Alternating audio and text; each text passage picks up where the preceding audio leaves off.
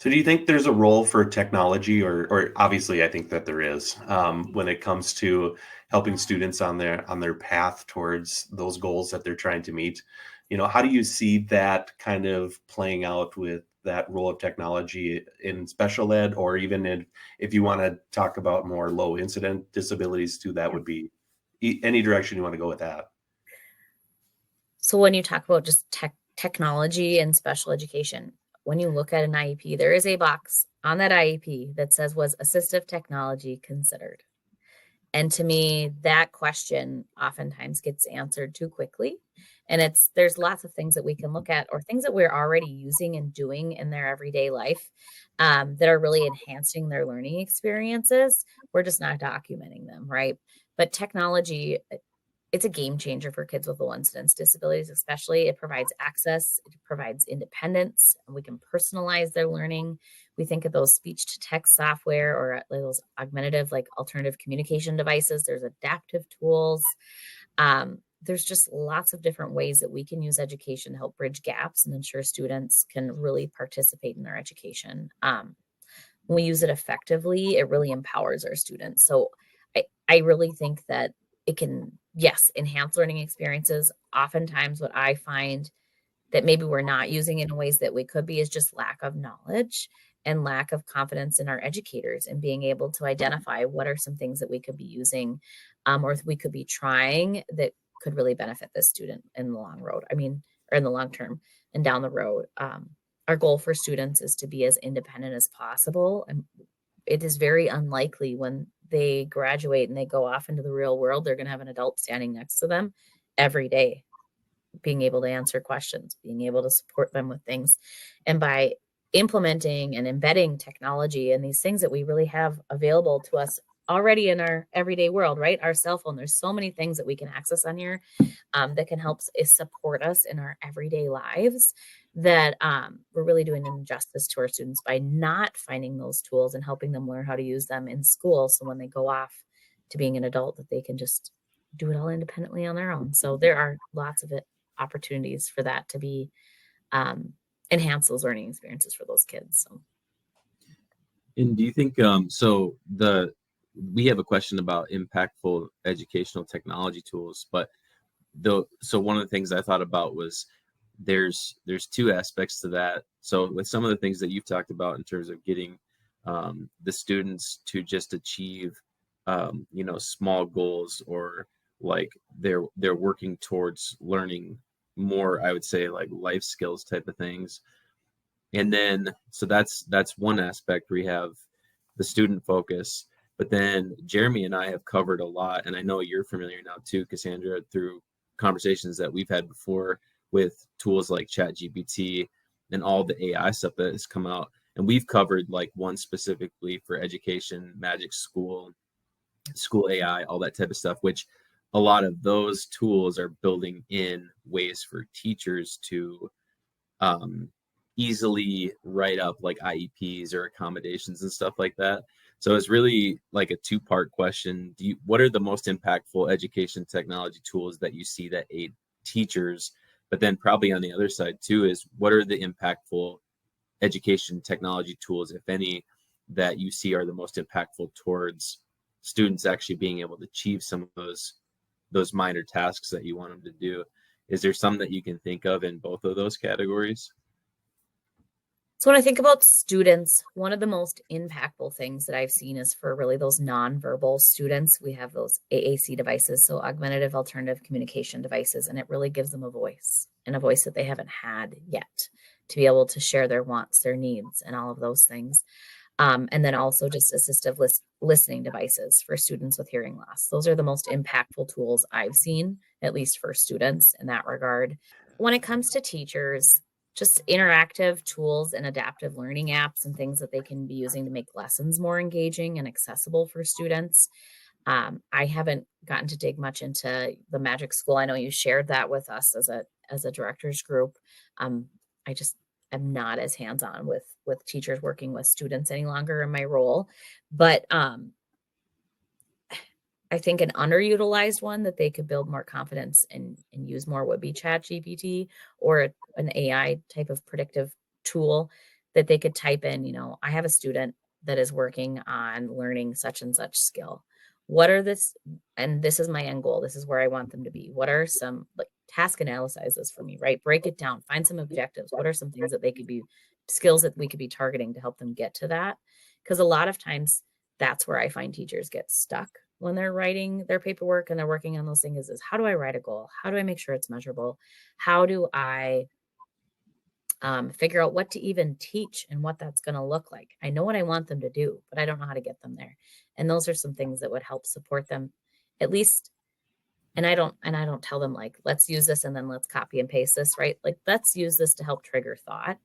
And because sometimes it's like, you don't even know where to start, and this is going to help them figure out where to go. So that's a tool that I think that's underutilized, but it could be very impactful for special education teachers as they build their knowledge around how to use it and learn that it's okay, and that AI it's scary. It can be scary for right away, right? But it's not a bad thing, and you can find ways, like with anything new and different, right? You can find ways that it's really going to benefit and help support you, and that's truly the intention, versus whatever they're thinking Yeah. with the issue of it, right? So I think that's just an underutilized one that could be impactful, and I haven't seen it yet 100%. It hasn't been around long enough to really see the true impact of it, right? But I think it's something that could be utilized more. Well, yeah, and one of the things too, like with the magic school stuff, from what we've covered before and everything, is that we have, like, they do like exemplars built into there, which I think is nice, especially for special education teachers that are maybe just getting started, and have a way to look at, like, if you have a student with autism, what are some modifications that can be made. And I actually just really like that all these tools are cognizant of that and building those type of things into it. And maybe that leads a little bit into Jeremy's question with the challenges with and maybe you've touched on some of these a little bit in just a little different way. Like, I know you talked about a large segment of new special education teachers that are coming from fields that aren't directly from the typical educational training path. And you've also talked about like using AI to kind of help get that as a kind of almost like a thought partner, right? To help think about that. So and maybe you've touched on some of these challenges that you see in integrating technology, but if you had any different ideas there too, like, what are there other challenges that we experience as special education teachers and people that work with special ed students?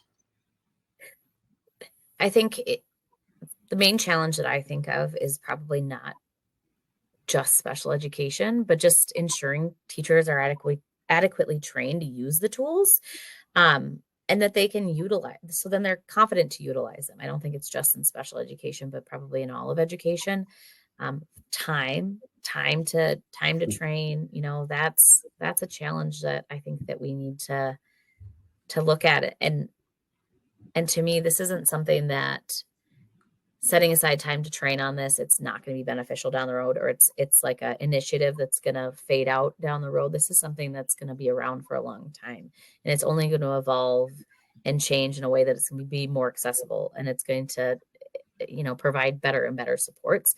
So really just setting aside that time with different groups in different ways, to really provide training and information on it. Actually, as David was just talking prior, I jotted down a little note on the Magic School. I need to get this training for a different group of staff I hadn't thought about until right this minute. And I'm like, I need to have David come and talk about this, because they're really the people that are going to help teachers, like, open this up and look at it and how it can benefit and support them. And we can help support, technology integrationists on that as well. But just by putting in that time in the forefront will help make sure that technology training is happening, so it is being utilized and it is being implemented properly. So that's just the one that really stands out to me, and it's going to help teachers see how then they can apply it for students to use too.